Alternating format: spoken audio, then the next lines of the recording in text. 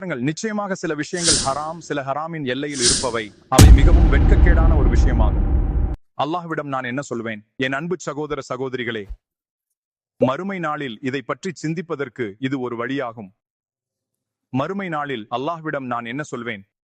ஆனால் ரமலானின் ஒவ்வொரு இரவிலும் நீங்கள் செய்ய வேண்டிய ஒரு பயிற்சி இதோ. ரமலானின் ஒவ்வொரு இரவிலும் இது உங்கள் ரமலானையே மாற்றிவிடும் என்று நான் உறுதியளிக்கிறேன். அது என்னவென்று தெரியுமா?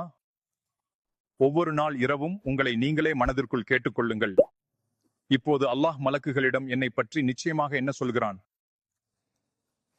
பாருங்கள். விண்ணுலகில் உங்கள் பெயர் ஒருபோதும் அப்படியே முடங்கி போவதில்லை. அல்லாஹ் உங்களை புகழ்கிறான் அல்லது இகழ்கிறான். அல்லாஹ் உங்களை எவ்வளவு நேசிக்கிறான் என்று அவர்களிடம் சொல்கிறான், அல்லது உன் மேலுள்ள கோபத்தை சொல்கிறான்.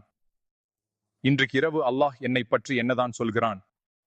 இன்றைக்கு நான் மேற்கொண்ட இந்த நோன்பை ஒரு தொகுப்பாக அவனிடம் சமர்ப்பிக்கின்ற அந்த நேரத்தில் அவன் என்ன சொல்வான்?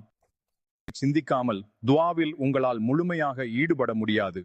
வானவர்களிடம் அல்லாஹ் என்னை குறித்து கூறுவதை இப்போது எண்ணுகிறேன். அல்லாஹ் இன்று என் செயல்களை எப்படி பார்க்கிறான், அவற்றை பற்றி அவன் என்ன சொல்கிறான் என்று நான் எண்ணுகிறேன். இதை தனிப்பட்ட முறையில் உணருங்கள்.